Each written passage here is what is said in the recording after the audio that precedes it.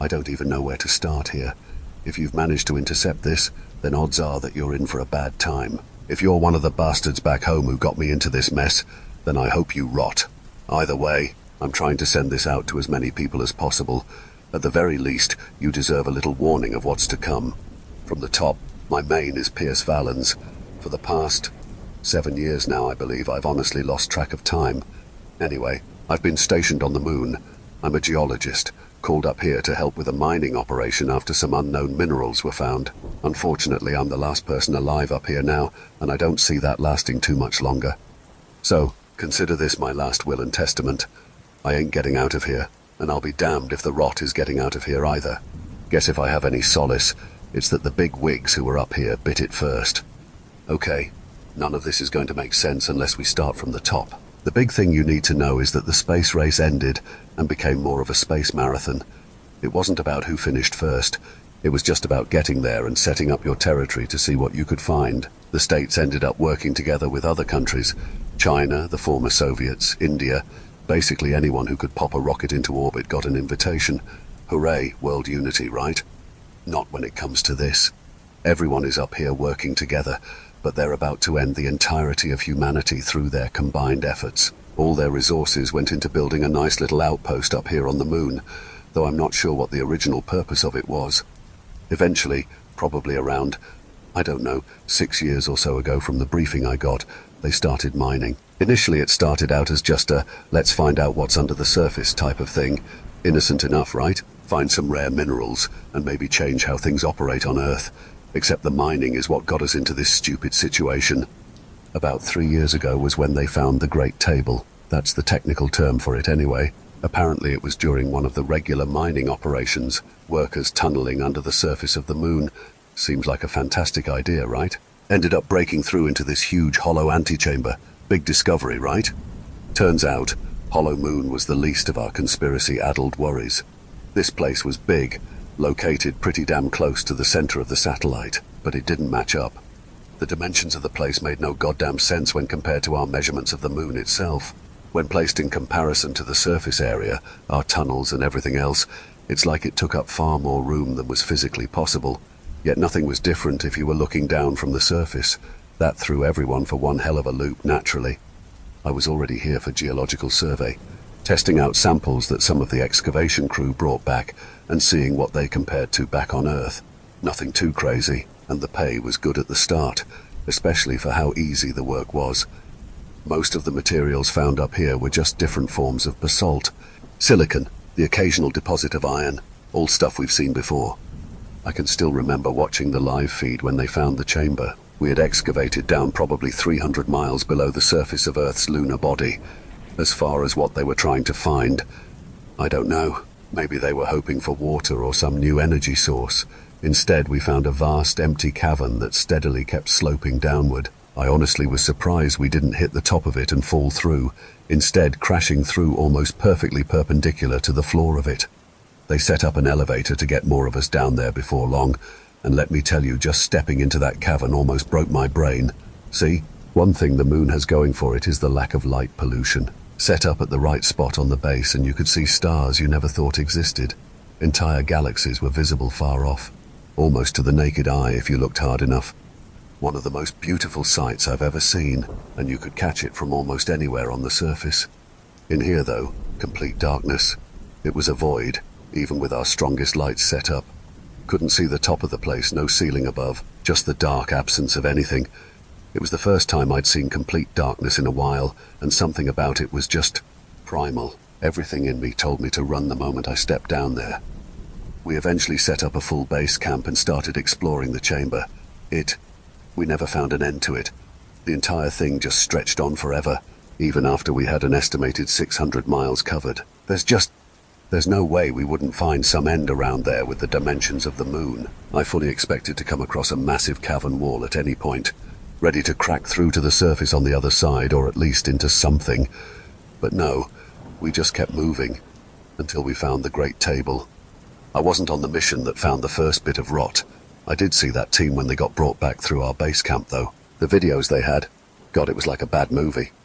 The pale lights off their suits were lighting solid rock in every direction, the darkness beyond encroaching like it was trying to take the team. Eventually, though, the color of the rock changed. It was so gradual you would hardly notice it at first, just the lightest hint of dark creeping into the grey rock. Eventually, though, it started clustering, darkening the grey to a dark charcoal color. Eventually it took over so fully, such a dark black, that it mixed into the abyss around them, making ground near indistinguishable from the void. Even with a more high-powered light, it still looked like the team was just floating in space, likely to fall into the ground at any moment. Every so often there would be a crack in the floor, a deep green breaking through the black. I can't really blame the team for being hesitant to check it, but eventually one of them noticed that the cracks were pulsating. One finally suggested that he believed it was glowing, and that was where the first mistake was made. The 5 members of the team gathered close, each putting a hand on another before turning off their lights, one by one down the line. As the darkness began closing in with each one deigniting, the green glow of the cracks became more defined. They were indeed pulsating, the green ebbing and flowing from one direction as it went in waves. The team took a moment to orient themselves, keeping their lights off while turning to face the direction the pulse was originating from. The last one in line tripped in the shuffle, losing his hand on the one in front of him. There was a brief shout, terror filling his voice. Then it was gone. His camera feed blinked out with a small burst of glitched pixels. The rest of the team turned their lights on immediately, shouting for him to do the same and stay close.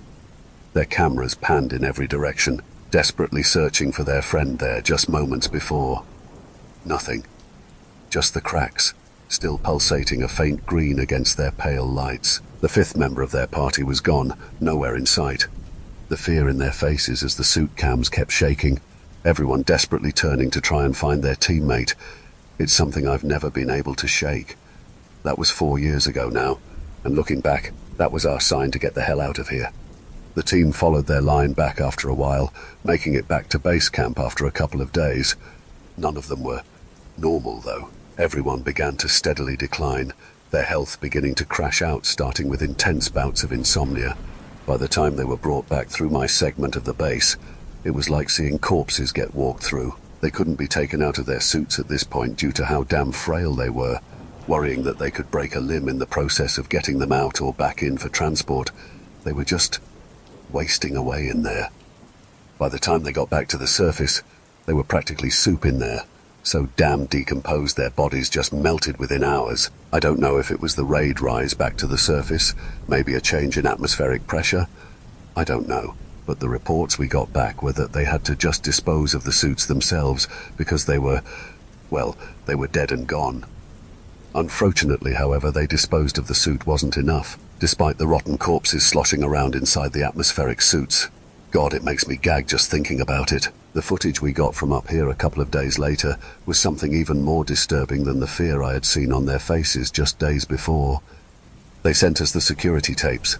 I guess that in absence of any real idea of what to do with their festering bodies in those suits, they were just put in a cold storage in hopes of, I don't know, stalling any further putrefaction. They were in a deep freezer that was serving as a makeshift morgue, suits still on, and the gases inside causing them to stay rigid, nearly laying on the tables.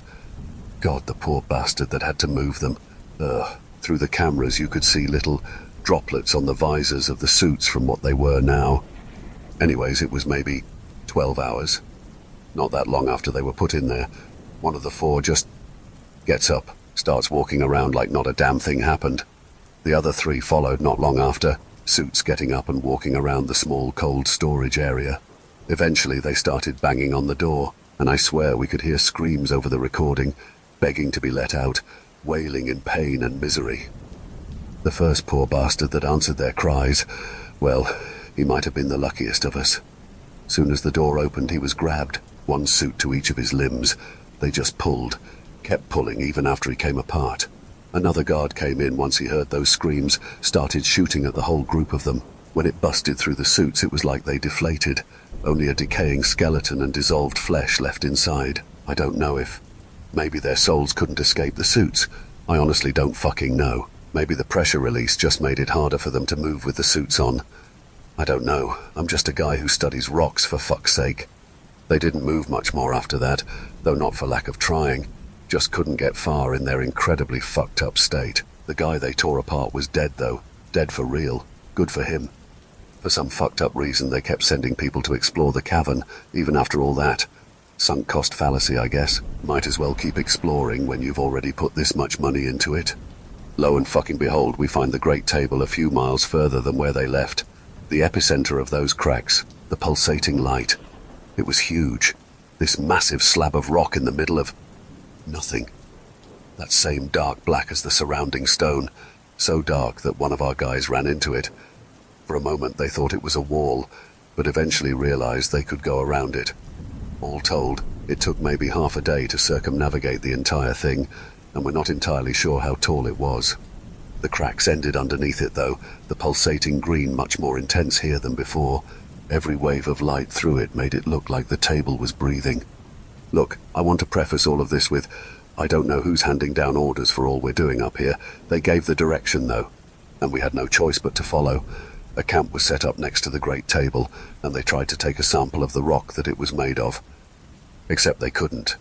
Nothing could cut through it, even the most advanced mining tools we brought up there. They used everything. Drills, diamond saws, plasma. Nothing could get a damn scratch on the thing. Eventually someone tried to examine it right then and there, but it was just too much to get any kind of reading on. Nothing we had on Earth or the Moon so far lined up with whatever this element was.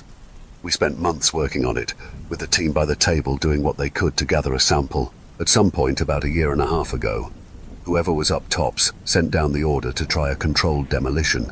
They set up about 2 miles away from the main table camp, setting up concussive charges to break through the base. Look, we all had our concerns that we voiced. They fell on deaf ears though, nobody hearing our cries for some kind of, I don't know, patience. Some sort of sense when it came to busting through this unknown rock with explosives. Instead, we were told that if the crew at the table didn't do it, they'd just be replaced with someone that would. The rest of us were told we were equally replaceable, unfortunately, and that was that. I remember watching the live feed when they broke through. All of us gathered around to see if this would either be completely useless or the start of our damnation. Everyone knew, I think, that what we were doing was going to be nothing but bad for us. Guess someone had profit on the line, though. So it was either we go along with it, or go back home with jack shit in hand. Most of us chose to keep our livelihood at the time. Anyway, a few controlled explosives were put in at the base of the Great Table. Everyone cleared out to make room for the blast, and off it went. When the smoke finally cleared, all it had made was the smallest crack in the center, right where it connected to the ground. The crack made its way up the wall of the Great Table, jagged and thin, just a hairline fracture practically. Through it, though, was that same faint green glow. Where the table met the floor of the cavern also began to crack, spreading right along the corner and separating from the rock floor. We broke the table open only a hair, and that was enough. The crew who stepped toward the crack to inspect it, we still don't really know what happened to them. From the brief seconds we caught on camera, it looked like they were sucked through, suits folding in on themselves with the people still inside as they were absorbed into the cracks. They barely had time to scream, basically being compressed into nothingness the moment they stepped close to the damn thing. It was like a fucking black hole contained to a 5-foot radius of the table. We weren't able to see what was on the other side either, suits getting their cameras crushed right along with their inhabitants. Needless to say, they didn't send anyone else too close after that. Not that it really mattered, because things started to go on a steady decline from there. The rot started to take over. Slowly at first, corruption spreading from the cracks at the Great Table. The physical signs of it were relatively subtle the closer you are to the table, but the mental toll it takes. People close to the base camp started breaking down, changing mentally and physically. Their bodies atrophied, sometimes in days, sometimes weeks, and their minds started to go right along with their bodies. Long losses of memory, rambling and sudden violent outbursts. There wasn't any kind of real pattern to how people got sick. It seemingly picked and chose at random, settling in with relative subtlety in the beginning. The first signs of rot were degradation of appetite, loss of sleep, and a general irritability. That started things on the course for chaos already, leading to plenty of workers assigned to the Great Table Camp to develop resentment and paranoia of their fellows. By the time that they began exhibiting physical signs, they were often delusional and violent, with an incredible disregard for the safety of themselves and others. Isolated incidents of violence and attacks became more frequent as more advanced in their infection of rot. As their mental state digressed, most would turn to attacking their fellow workers, believing that it would slow their decay. Whether that was true or not is a whole other issue, but they seemed to believe that the more gruesome the kill, the more it would save them from the hell they were experiencing. The bodies began to stack up. Gruesomely too. They would practically slice up others and turn them into makeshift altars to some deity. That's actually how we ended up with the name Rot, believe it or not. Many of them would whisper about feeding the rot as a sort of appeasement to it, giving it a non-resistant body to begin decaying further. They tended to only attack those that were healthier, in turn, so things only began to devolve faster. Starting out, they were able to restrain the few that were this advanced in rot, but eventually the sick outnumbered the healthy, or those still living at least. Keep in mind that I'm not an expert in how all of this went down near the Great Table Camp, because most of this was just received through survivor reports when they reached the nearest camp. They sent word back through, and it was pretty much over then and there. All of us collectively put in our resignation, storming back to the main outpost above and demanding to be sent home before this went any further.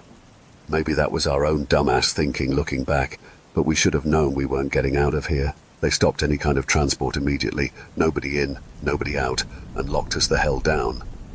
For a few days, we forgot all about the chaos below the surface as things went to hell up top, everyone rebelling and turning to violence in light of their likely impending death. Some people lost it, others managed to pull their shit together. Either way, none of us had very long. I ended up going back to the surface. Camps down below were, well, they were bad. Most of them fell to infighting within a couple of weeks. Those that didn't had to tend with the rot as it spread further from the Great Table. The dark black color of the rock crept further and further out from it. A message we received from the nearest camp to Great Table said it reached them about a week after things went to hell. 6 months passed and the entire chamber was a dark, rotting black rock, all the way to the elevator shaft I was originally stationed at. Needless to say, the lift was shut down, so it's a damn good thing that I had already moved up, though it feels like I was just delaying the inevitable at that point. The real problems began not long after everyone fled to the surface. We shut off the lift, basically made our own little security force up top that were constantly on, watch for any of the rot, or those corrupted with it trying to make their way up. I got put on the mind-numbing job of watching camera monitors. Honestly, seeing the monitor room for the first time made me feel like we were being experimented on, observed. Cameras were everywhere up here and down below, capturing every small movement that we made. Not sure who was this invested in watching them all before I came along, but for me it became watching our death slowly make its way to us. Everywhere down there was taken at this point. The cracks had spread further, trailing along with the darkness that set into the rock from the Great Table. As they spread through, it was like the light in them became brighter, more powerful as it corrupted more and more of the planet. The poor bastards that remained down there, well, the ones that were living didn't stay that way for now. The rot was corrupting people at a much faster rate the further they were from the Great Table. It's like the symptoms were dialed up to 11 as distance grew from the initial cracks, leading to a more spontaneous burst in violence before rotting away, trapped as muscles atrophied and left decaying corpses behind. Some were collapsed around the chamber, still in Atmos suits, as they desperately tried to find some other form of shelter before they were taken. Others were in the pop-up habitats we had scattered through the camps down there, right in full 4K glory on the cameras, rotting away as their brains remained fully aware of what happened around them. Some didn't get the mental psychosis. I think that was the worst part to see. There was no hint of violence, malice, or anything when they spoke, but you could see their bodies beginning to break down. I watched one poor man. Overnight he began to go downhill. Said his muscles ached, head hurt as well, and when he tried to stand up, his bones were so brittle that his legs simply broke. He was stranded there as the rest of him biologically degraded over the next few hours, a waxy look creeping into his face before skin began flaking off, revealing a skull with eyeballs beginning to sag from it. I made it a point to start flipping away from his camera when it came up in the rotation, because he ended up staring straight into it, almost right through the cam and into my damn soul. Still gives me shivers when I think about it, even after he moved later on. I watched the cracks reach all the way to the lift before they stopped spreading completely. We honestly thought we were fucking saved. The cracks weren't an issue anymore. We had a couple of months where we even started deluding ourselves into thinking we might get out of here. A couple of the guys had been sending radio signals back to Earth, trying to get in contact with someone who could tell people about us. We were finally getting through to someone that was taking us seriously, but that was all for nothing, I guess. The bloom began to take hold a few months ago. I wasn't sure if I was actually seeing reality at first, or if I was finally losing my damned mind. Figured the stress of everything finally caught up, or worse, that the rot might finally have found a way up here to take me out. It took me a few minutes to reconcile that I wasn't just losing my damn mind up here. I was going through the cameras one day, just going monitor by monitor, flipping through whatever feeds were still coming from down there, and everything changed. It was that same atrophied man, the one that broke his legs trying to get up and was forced to sit there, feeling his body decay around him. The skeleton was partially broken down by this point, part of a decaying eye still dangling from the socket as whatever internal organs he had left continued to rot away inside him. I had noticed there was a point of slower decay, usually after the skin sloughed off, and they just remained there as putrid frames, skeletal forms barely holding their remaining organs in as they rotted. I think it was so odd that it just didn't compute at first, but right behind that dangling eyeball was a blooming, bright blue flower. I don't know how long I stared at it, only to flip away and flip right back, convinced it was just me losing my mind. But no, I started noticing it in other areas too as I flipped through monitors. There were flowers blooming deep beneath the surface of Earth's moon, green light pulsing through the cracks in the floor around them as they blossomed into beautiful colors on all the rotting corpses. Those closest to the great table were the first to undergo the full process. Before long, their bodies were covered, an entire bouquet of blues, yellows, reds, pinks, greens, purples. So many beautiful, vivid colors that I've never heard a name for, bursting forth on these decayed horror mannequins. A breathtaking sight. The vines of the flowers blooming on them would wind their way around the skeletal remains, covering bone and making them into whole new beings. Then they started to move again. Slow at first, like they were just learning to propel themselves, but before long, the dead began to get up and walk once more at the great table. Even those that had been murdered and offered up as sacrifices to the rot began to be overcome by bloom, leading to a whole second life as Vine overtook rotten veins and muscles, moving them like puppets. All toward us, their numbers grew, with those further from the great table blooming in turn at a more rapid rate before joining the horde of floral zombies moving ever closer to the lift. I alerted the others as soon as the bloom started, so everyone was aware of what was happening. There were probably only 30 of us left, with more than 100 down below, making their way toward us for a reason we have yet to know. One of our guys dropped the lift before they were able to reach it, cutting the cables so there was no way for them to bring it back up. On one monitor I watched the crash, flames briefly coming through before they were snuffed out by the lack of atmosphere. I honestly wonder if that only gave them a more precise idea of where we were. The cracks in the ground had spread all the way there already, and the green light pulsated from them in the monitors, illuminating the field of rotten flowers as they moved ever closer to the last barrier between us and them. It did no good. They broke right through, inhuman strength pulling the shaft open despite the lift wreckage in the way. I don't have any cameras inside the lift, so I don't know how the hell they did it. Bastards climbed up, though, mile after mile like it was nothing. Before we knew it up here, flowers were blooming right through the cracks in the door on the lift. Swear this was what it felt like to see the last march of the Ents from the opposing side. Knowing you were about to get murdered by a goddamn plant. I locked myself off in the monitor room. I know it sounds cowardly, but what the fuck was my choice otherwise? I would have let anyone in if they asked and were still alive, but, well, it didn't take very long for things to go to hell. I had a front row view for the carnage, and it just, well, it was bad.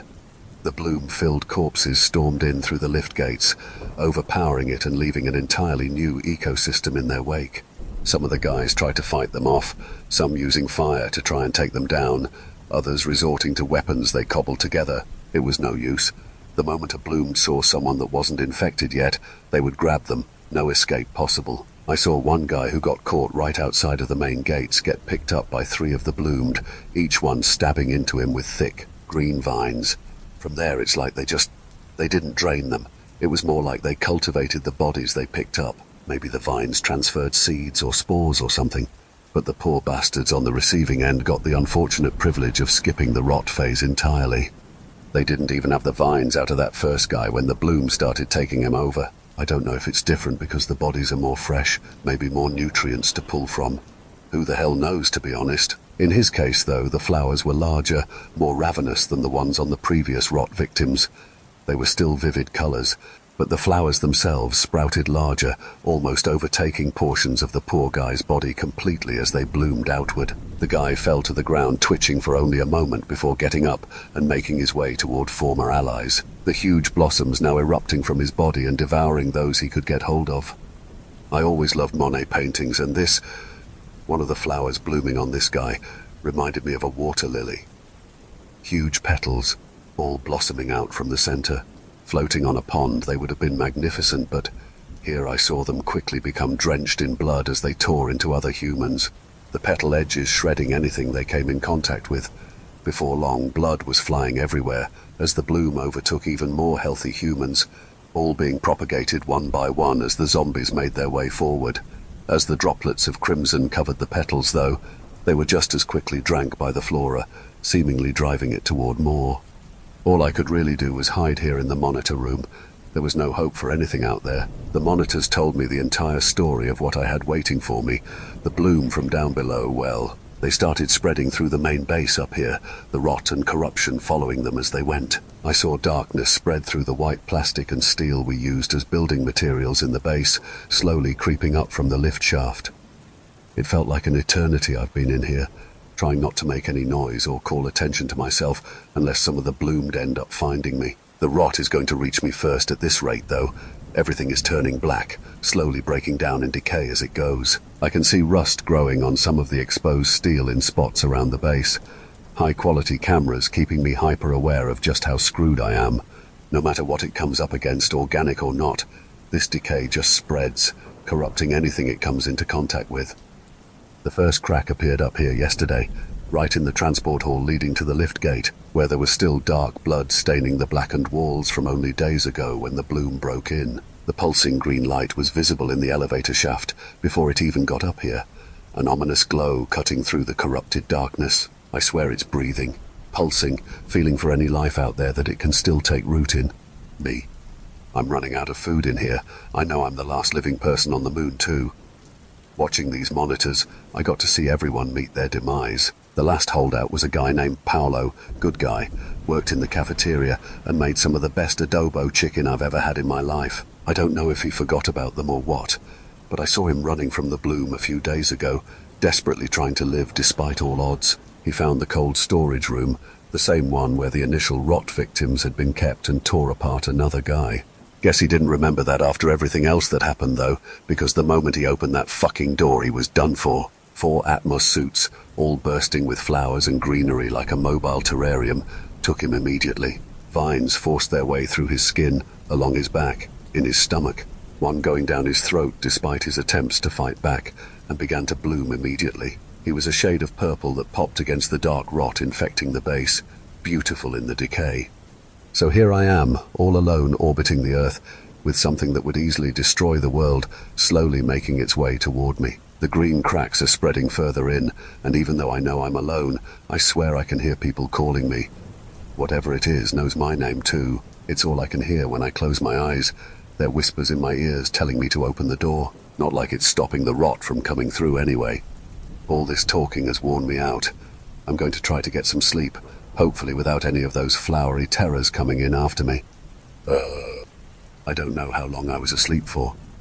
The rot is outside though, slowly seeping its way through the cracks in the door. There's this bad feeling I've got, telling me that the moment it spreads far enough to touch where I am, everything is going to know about me. I'm terrified all of them are going to come for me, tearing me apart and planting those seeds or whatever they are in me.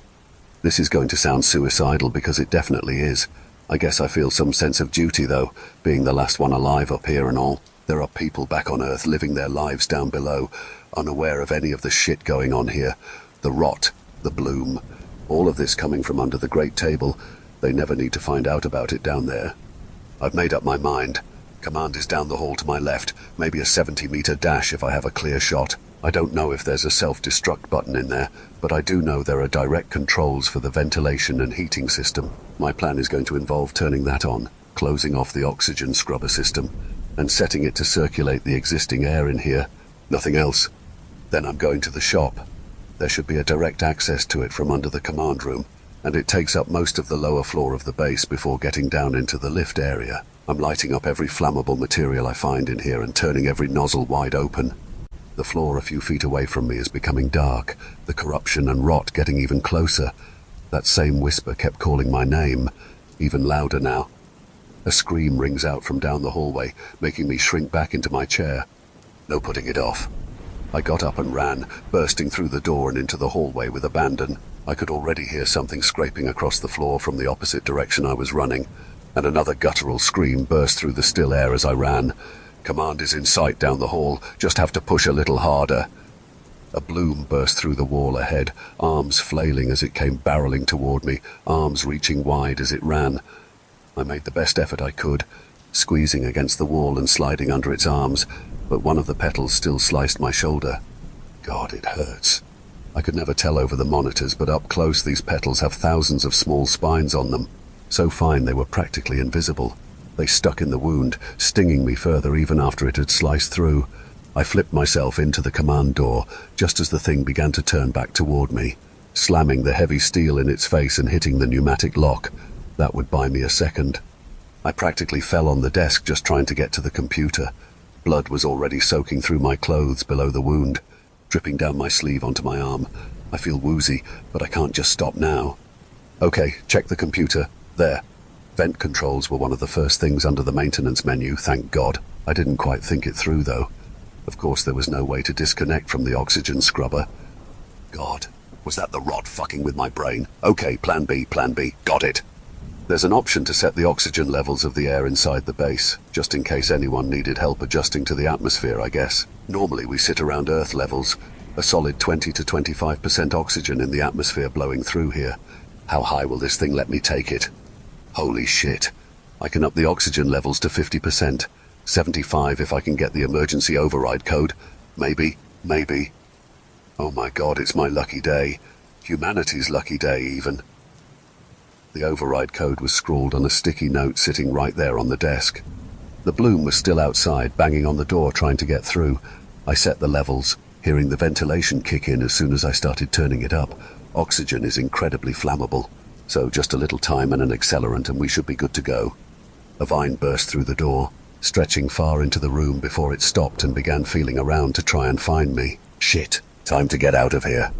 In the corner was a small hatch in the floor, leading right down to the workshop, where all the excavation and mining equipment were kept. There would be gasoline down there, an entire pump of it even, and God knows what else. Just have to get there.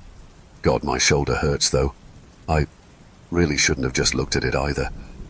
There are small flowers beginning to bloom in the wound, where the little fibers from the petal were sticking. They were making their way further into my flesh, small sprouts beginning to pop up in vivid color. I felt my stomach turn.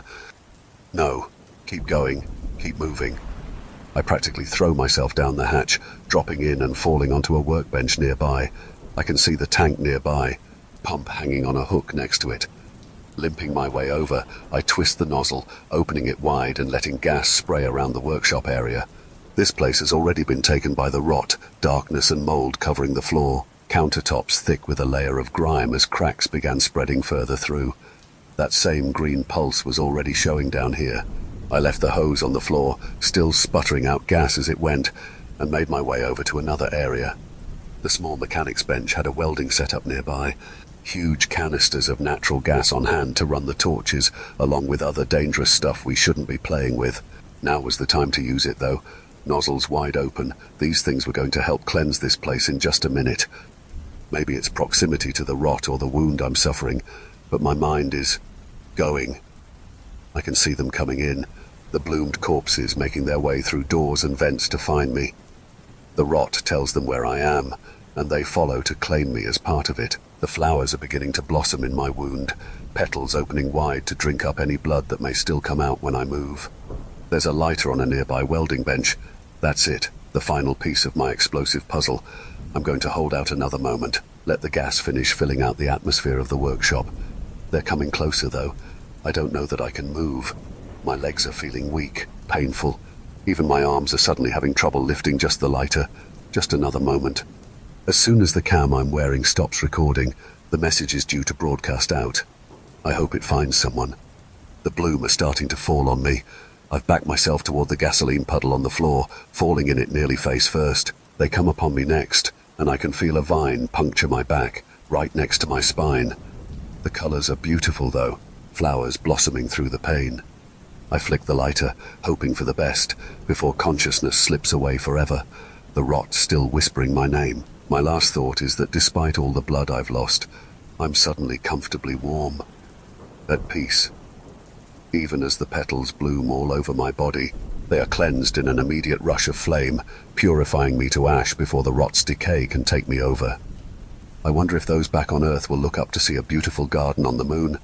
I pray that they see a fireball instead, and though they might not know it, they'll see their own salvation in the embers. I hope.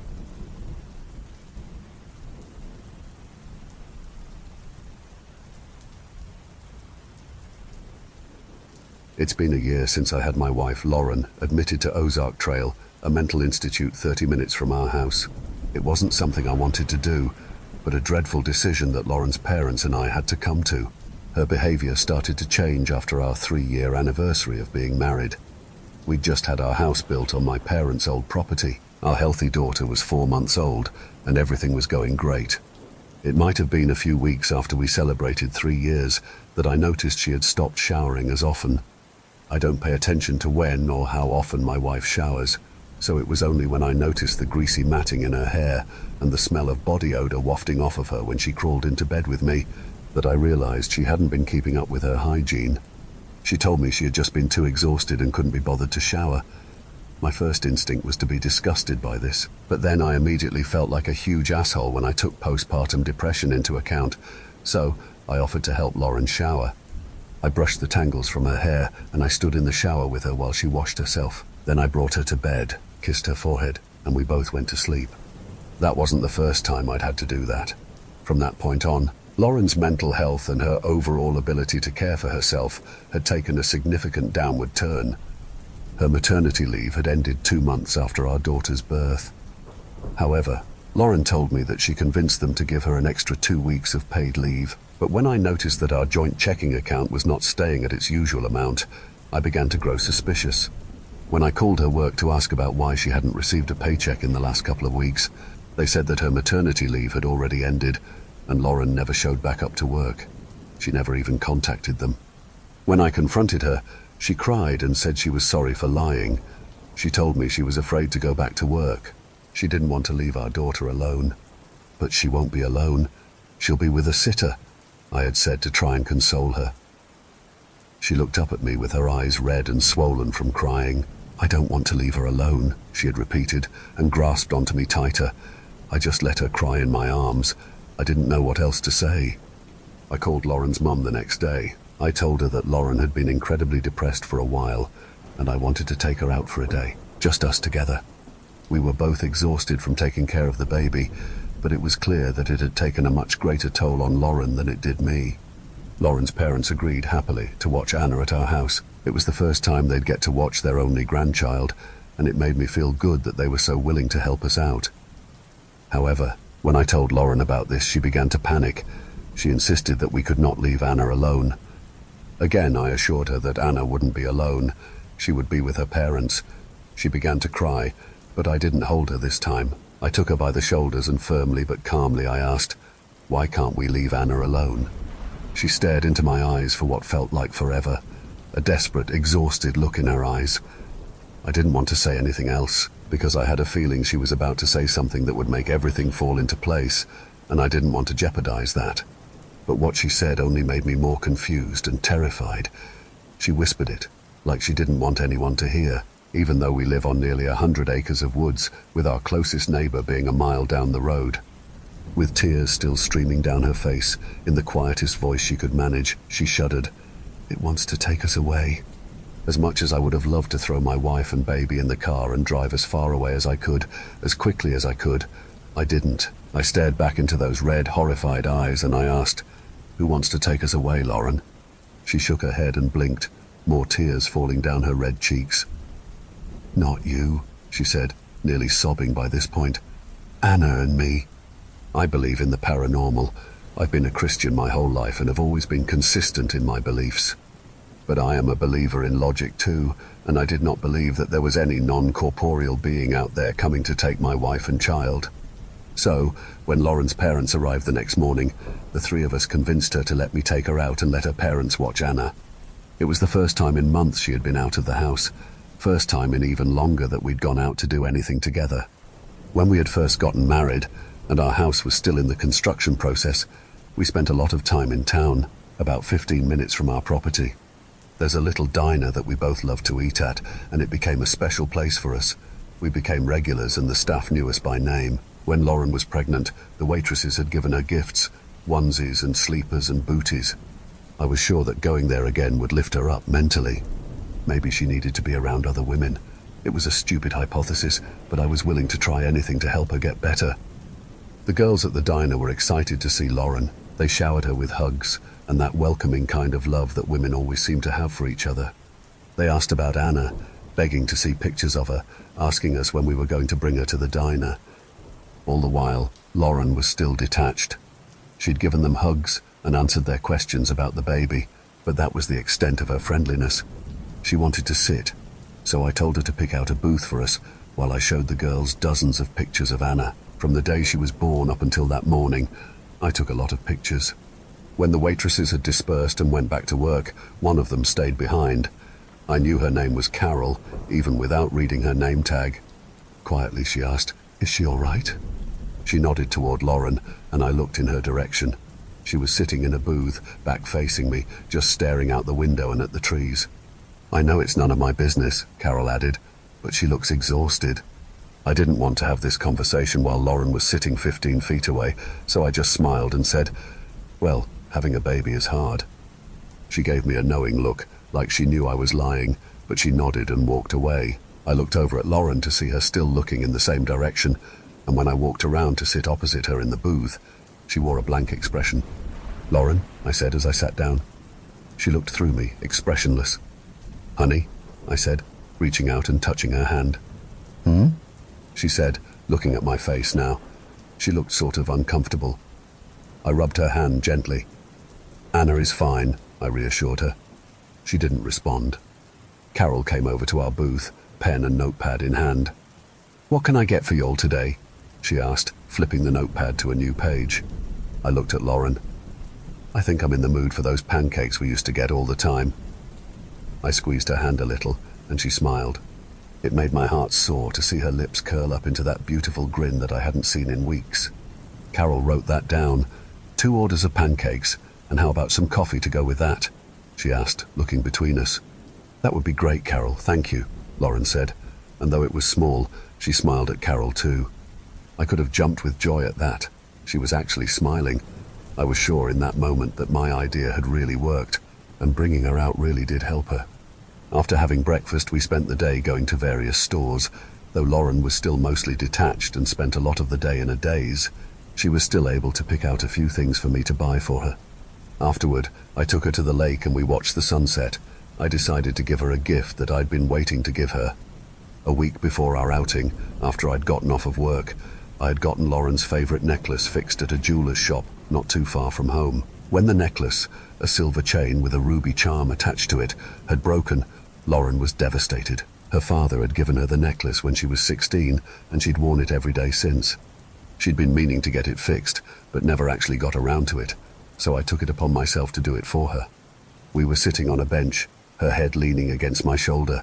I pulled the necklace out of my pocket and showed it to her, wordlessly. She looked at it, and then looked at me. She took it from my hand before grabbing me and hugging me tightly. I smiled as I held her warm body against mine until I felt her trembling. She was crying into my shirt, her hands gripping me as tiny sobs racked her body. "Hey," I cooed softly. "Hey, it's okay." I held her tightly and let her finish crying. I didn't know why she sobbed like that, but she did, and she kept crying until the sun had gone down and we were ready to leave. She let me clasp the chain around her neck before we got into the car and went home. I thanked Lauren's mum and dad for watching Anna and paid them $50 for spending the day with her. I know they would have done it for free, but it felt wrong to ask without giving them something in return. They decided to spend the night with us. As it was late, and neither of them were great drivers in the dark. Alice, Lauren's mother, helped Lauren get Anna to sleep while Lauren's dad, Roger, and I made a late dinner for the four of us. We decided on spaghetti as it was quick and required basically no effort. We all ate, went to sleep, and everything was fine for the rest of the night. Lauren slept in like she usually had been, so I was the one that saw Alice and Roger out. It was the weekend and I didn't have to work, so I decided to make breakfast for Lauren and I. I was grabbing the eggs out of the refrigerator when I heard a blood-curdling scream, first from my wife and then Anna. I dropped the entire carton, the eggs cracking and spilling out onto the tile. The single flight of stairs felt like an eternity while I kept shouting my wife's name with no answer. When I got to Anna's room, I saw her crib had been tipped over and Anna laying on the floor, still screaming, while Lauren rocked herself in the corner, sobbing loudly. I will admit that I hesitated at first. I know I shouldn't have, but my first instinct was to rush to my wife and ask her what happened. But then reality crashed down on me when I was hit with another one of Anna's heart-piercing cries. I scooped my child up into my arms, searching her for any kind of injury, and I began to coo her, to no avail. She kept screaming in my ear as I rocked her. Lauren finally looked up, tears and snot running down her face. She was crying like a toddler. "What happened?" I shouted at her. She began to sob again like she didn't want to answer me. I put Anna in her crib once I'd steadied it back to its original position. I hated to raise my voice at Lauren, but I had to. I practically screamed at her. "What did you do?" "Her face was gone," she screamed back, choking on her sobs. "It was gone." Our child's face was still fully intact, but her words still made my stomach drop. My wife was losing her mind. "What did you do?" I repeated, calmer but still angry. I dropped her, She just kept crying. She was holding her head, squeezing it like there was something inside it that she wanted to get out. Anna was still screaming. I took a deep breath, trying to be rational. I realized then that Anna hadn't eaten last night. Lauren never fed her before taking her to bed, and she hadn't yet eaten this morning either. "She's hungry, Lauren." I picked Anna up out of her crib. "You have to feed her." I carried Anna to her mother, kneeling down so we were both on the floor. Lauren hesitated, whimpering. Her mouth quivered, and more tears beckoned at the waterlines of her eyes. "Please, Lauren." She wiped her tears on her nightgown and reached out to take the baby. I sat by her side, rubbing her arm while she let Anna eat from her breast. We must have been a sight there on the floor. Two exhausted people, both losing their sanity, one losing it a lot faster than the other. I didn't tell anyone about Lauren dropping the baby. I didn't want anyone to think we were abusing our child, or that Anna was in any kind of danger with us. With me, at least. I did, however, tell the professionals at Ozark Trail that she had been having hallucinations along with extreme depression. Once again, I didn't hone in on the specifics for them, but I did say that I thought she was a danger to herself, but not to others. She's a sweet woman. She would never hurt anyone intentionally, though out of fear I wasn't sure. I signed a bunch of paperwork, gave them my insurance information, and all that was left to do was to get Lauren to sign too. That would be the hard part. They advised me to tell her that it was more like a vacation than a mental hospital stay. They said that rehabilitation would be good for her, for all of us. Her parents agreed. At first they offered to stay with her while I was at work, but out of fear that Lauren might accidentally hurt Anna again, especially in front of other people, I told them that wasn't necessary. However, I did take them up on their offer to watch Anna while I was at work. After all, I can't bring a baby with me to a factory that makes car engines. That night, after I put Anna to sleep and got into bed with Lauren, I told her about the meeting I'd had at Ozark Trail. I didn't hesitate. I told her that I needed her to sign the papers, giving her consent to be taken in and held under the hospital's supervision. She didn't say anything. She just laid there, her eyes open as she stared through me. I didn't let up, continuing to persuade her. I was practically begging her. I even threatened to divorce her if she didn't sign them, which wasn't true and probably a shitty move on my part, but I would have done anything. It was our child's safety that was on the line if she didn't get help. After nearly an hour of my begging and her looking at me with those big, terrified eyes, she agreed. I took the papers out of my nightstand drawer and she sat up in bed, taking them from me along with a pen. She hesitated, staring at the paperwork. Finally, she said something. "Do you think I'm crazy?" Her voice trembled like she was on the verge of tears. I didn't know what to say. I couldn't say yes, but I couldn't say no either. "I think you need help, Lauren." I put a hand on her shoulder and she started to cry.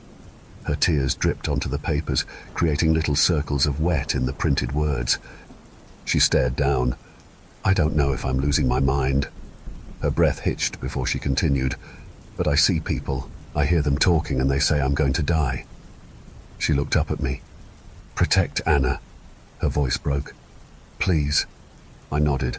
I thought the only thing I'm protecting her from is you, but I didn't say it. I told her I would protect Anna and that nothing was going to hurt any of us.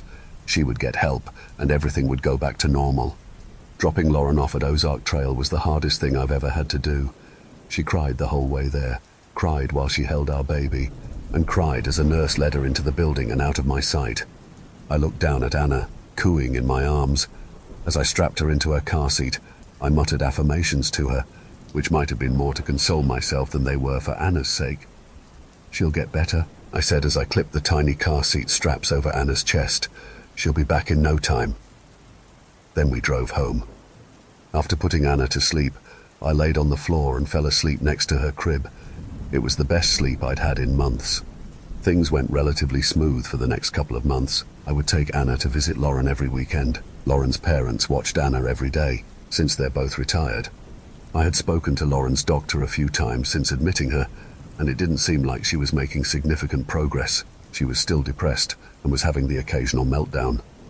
One meltdown was caused because she had apparently seen a woman standing outside her window.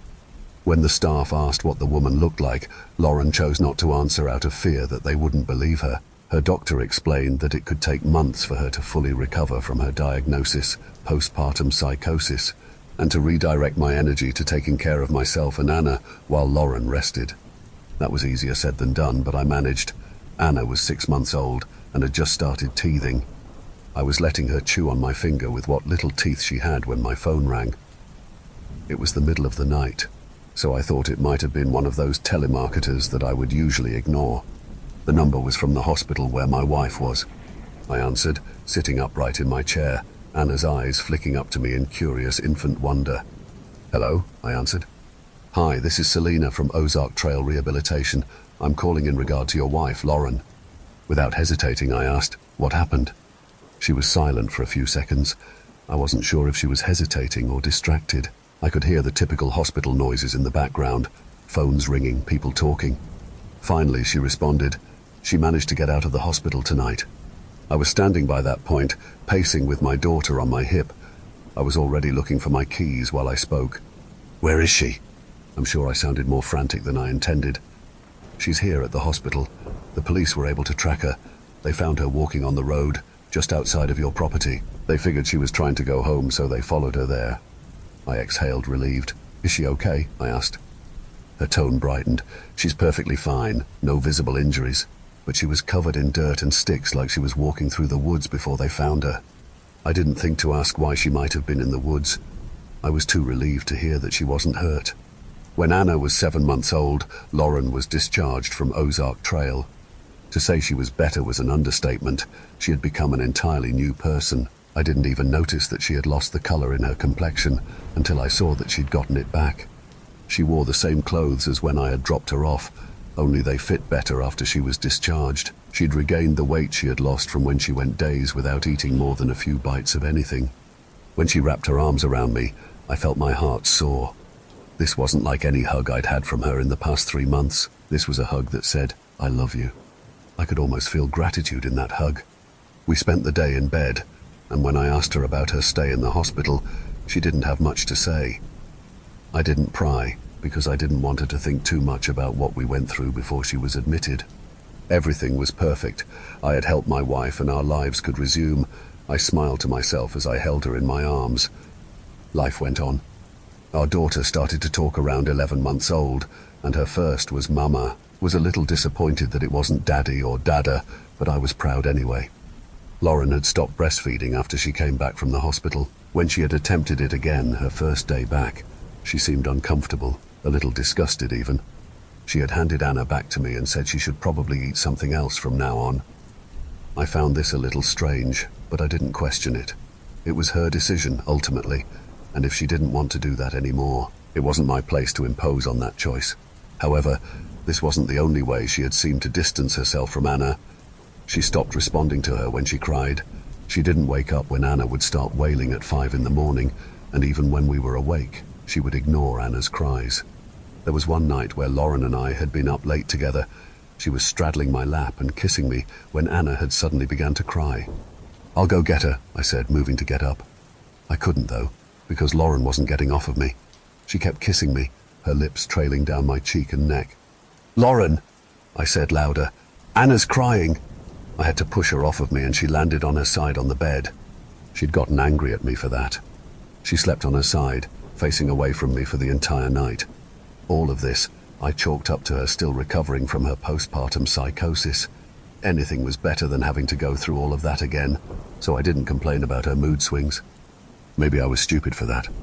A month passed, and Anna was already a year old. We threw a party for her first birthday in our front yard. We didn't have a lot of friends in the area, especially because of how rural our town is, but a few people showed. Some girls from the diner, Lauren's mum and dad, and a friend of mine from work showed up. Daryl, my co-worker, brought his German Shepherd, Sadie, to the party. Anna absolutely adored Daryl's dog. Sadie licked her face, and it made Anna giggle harder than she ever had. The waitresses that showed up took turns holding Anna and playing with her. Lauren was inside for most of the party. She complained that she had a migraine. It wasn't a big deal, though, because I did a good job of keeping our guests entertained, although Anna was clearly the main attraction. Once everyone had finally had a chance to hold my baby, she was given back to me. I held her while talking to Lauren's dad. "Mama, Mama," Anna kept repeating. I ignored this, as she repeated the word Mama about 100,000 times a day, and I was more interested in talking about Roger's 71 Pontiac GTO. Anna began to point up at the house, saying Mama again. I glanced up to where she was pointing. Lauren was standing at our bedroom window, staring down at me. I couldn't read her expression, but when I waved, and had jokingly shaken Anna's hand in a waving motion too, she didn't wave back. She just kept staring. Finally, toward the end of the party, when everyone had begun to leave, Lauren came out of the house. The only guests left were Daryl and his dog. We were sitting in the grass, talking, while Anna played with Sadie. Lauren's shadow casting over Daryl's face made me look up to see that she was standing behind me. "Hey, honey," I smiled at her. "You feel better?" Her arms were folded and she was smiling down at me. "Yeah, I took a nap, so I'm feeling fine." When I turned back to look at Anna, Sadie was staring up at my wife, her lip curled up into a snarl. I pulled Anna up into my arms as Sadie began to growl viciously and then barked at my wife like she was some kind of animal. "Hey!" Daryl yelled at his dog, pulling her leash to keep her from attacking Lauren, as it was evident that it was what she was about to do. Lauren just laughed and went back inside. I didn't wonder why she wasn't afraid then. I was just happy that she wasn't upset.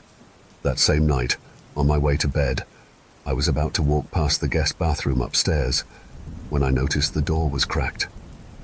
I walked quietly, so Lauren wouldn't notice me, as I could hear her in there making faint sounds.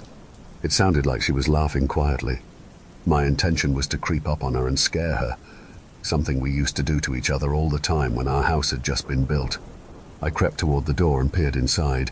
She was standing at the vanity, looking in the mirror. She smiled wide at herself, and then her face fell back to its normal position. She smiled again, but this time she waved. I almost laughed because it was such a bizarre sight. She smiled again, waving, and quietly she said to herself, "Hi, I'm Lauren." My face wrinkled into confusion. It was like she was rehearsing how to speak to people. "I'm Lauren," she said and smiled, waving again. I stopped watching her. I just stood in the hallway, staring at our family photos hanging on the wall. Our maternity pictures, Anna's ultrasound photos, a picture of all of us the day Anna was born. Everything was so much better then. Sometimes it felt like my wife never fully returned from Ozark Trail. She was happier and not completely depressed, yes, but somehow not completely Lauren. I wondered if that could be attributed to the medication she'd been prescribed, or maybe I was just remembering her wrong. I went to go peek at her again to see if she was still practicing lines in the mirror, but when I turned to look, she was standing at the crack in the door, watching me. I nearly jumped out of my skin. "Jesus, Lauren." "Were you watching me?" Her eyes narrowed. She looked angry. "No, I began to stutter over my words. She was never intimidating to me before. "I was going to scare you." I admitted sheepishly. She slammed the bathroom door on me and locked it, leaving me in the hallway by myself. It's been a little over 4 months since that night, a year since I had Lauren admitted to Ozark Trail. Since Lauren had been applying for jobs, we started to look at daycares to send Anna to while we both worked. I was doing most of the work, as Lauren didn't show much of an interest in anything having to do with Anna lately. This had caused a few arguments between us, which usually ended in Lauren getting mad at me because I was putting Anna before her. I'd never taken Lauren to be selfish, but she was really acting like it recently. Tonight, we laid in bed together. Lauren reached over and cupped my face and began kissing me. She had been a lot more excited in the recent months, which I couldn't complain about. I was half expecting her to be pregnant again by now, as she hadn't been on the pill since before she was pregnant with Anna. But weirdly, she wasn't. I was kissing her neck and got to her collarbone when I noticed something that made me pull away. "Where's your necklace?" I asked, looking up at her. "What necklace?" she responded, still lost in a daze of ecstasy. "The ruby one, the one you wear all the time."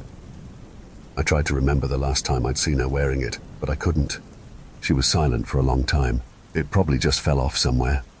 I sat up. "Do you want me to look for it?" I began moving the blanket to see if it could have been somewhere in our bed, but she stopped me. "It's just a stupid necklace, don't worry about it." I stared at her in shock. "But you love that necklace. You cried when it broke." She looked about as confused as I did before she just rolled her eyes and insisted that the necklace didn't matter and went back to kissing me. I woke up at around 7 this morning to a voicemail from my neighbors on the other side of the woods, about a mile out. An elderly couple in their late 80s. I put the voicemail on speaker and set my phone down on the nightstand so I could listen to it. "This is Joe." The old man coughed, thick and loud, before continuing. "My wife's been complaining, saying she smells someone dead off in the woods. It's probably a deer or someone, but she said she can't sit on the porch and drink her coffee 'cause it stinks too bad. I'd go out there and look, but I'm afraid I'd get my walker stuck and won't be able to get back home. Anyway, thanks." The voicemail ended. I groaned. The last thing I wanted to do on a Sunday morning was get out into the cold November air and search for a dead deer. I got out of bed and put on a pair of jeans and a thick flannel shirt. I was putting my shoes on by the front door when Lauren came up behind me. "Where are you going?" she asked. I turned to look at her as I pulled my coat on. "The neighbors want me to go find some dead animal out in the woods. They said it's making their whole yard smell bad, so I'm going to go do something about it." I zipped up my coat. "Let me go look," she said, grabbing her coat. I didn't mean to, but I laughed. "Lauren, if it's a deer, that thing is probably bigger than you are." She looked disappointed by my response, so I said, "I'm just going to go drag it to the road so no one can smell it anymore. It won't take that long." I kissed her on the head. "Just stay here with Anna," I said as I walked out the door. She held it open and stood in the doorway as I walked down the steps. I could feel her watching me as I made my way toward the woods, and when I reached the tree line, I looked back and saw her standing on the edge of the porch. The front door swung wide open as she kept her stare locked on me. I shook this off and started into the woods, still unnerved. I could smell death in the air, not long after beginning my trek through the sticks. The sharp wind whipped through the trees and made it hard to hear anything besides the leaves crunching under me. My cheeks and nose were stinging with cold, and I regretted not wearing a mask. I could feel my eyes beginning to water as the stench of rot overtook my senses. Before I realized what had happened, I was on the ground. I'd tripped on something which I soon realized was a hole in the ground, a massive hole, about 2 feet deep and at least 6 feet wide. When I sat up, I realized that the hole had been filled in with leaves, which were now all rotted into little brown corpses. Not only that, but the smell of death was so close that I almost vomited. I sat up on my knees in the hole. Something wet left reddish-brown spots on my jeans, which I thought was mud at first, until I remembered that it hadn't rained here in at least a month. That's when I saw it, a red stone shining against the morning sunlight. At first, my heart soared with joy because I realized I had found my wife's missing necklace, but when I went to pick it up by the chain, it resisted. It was attached to something. I pushed enough leaves to the side to reveal something that made my stomach turn, and I did vomit that time, off in the leaves next to the rotting corpse underneath me. It was a human, but its face was gone, and it had been scalped. Both of its eyeballs were there, staring up at me. What was left of its jaw, teeth still intact, was wide open, and maggots had nested in it and were eating at the muscles of its skinless face. Even through the decay, I recognized those eyes. I threw up again when I realized the rotting corpse was my wife. Confusion and terror and guilt flooded me like a river. I could have drowned in it, but I didn't. Because I was pulled back to reality when I heard the crunching of leaves behind me. I didn't need to look to know who or what it was.